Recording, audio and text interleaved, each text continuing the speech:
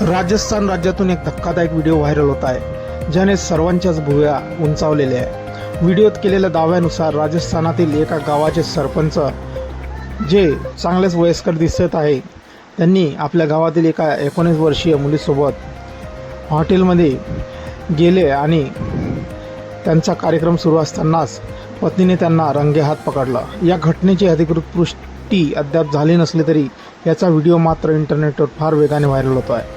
सरपंचाच्या या कृत्यामुळे आता सोशल मीडियावर चर्चेला उधाण आले आहे। व्हिडिओमध्ये पाहू शकताय, यात हॉटेलच्या एका खोलीत हाय व्होल्टेज ड्रामा सुरू असल्याचे दिसतंय।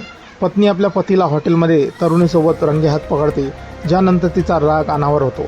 व्हिडिओ पत्नी त्या तरुणीला मारहाण करताना दिसताय। तरुणीची केस खुले असताना ती आणखीनच संतापली आहे। पत्नी तिला एकामागून एक कानशिलात बळवत आहे।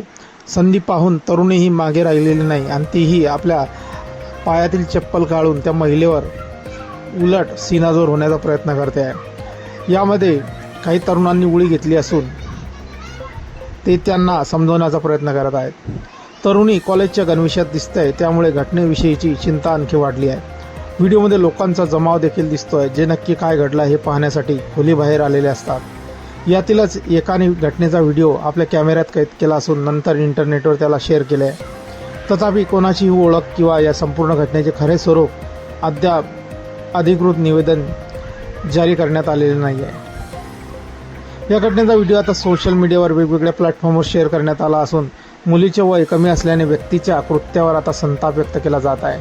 काहींनी याला लाजिरवाणे म्हटले आहे, तर काहींनी सार्वजनिक ठिकाणी अशा प्रकारच्या गोंधळ आणि हिंसाचाराच्या योग्यतेबद्दल चिंता व्यक्त केली आहे।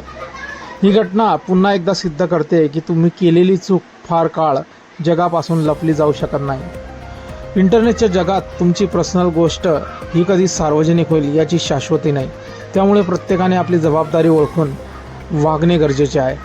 मित्रांनो, आपल्या काही प्रतिक्रिया असतील या व्हायरल व्हिडिओबद्दल आपण कमेंट बॉक्समध्ये देऊ शकता। व्हिडिओ आवडल्यास व्हिडिओला लाईक, शेअर आणि चॅनलवरती नवीन असाल चॅनलला सबस्क्राईब करून घ्यायचा आहे। धन्यवाद।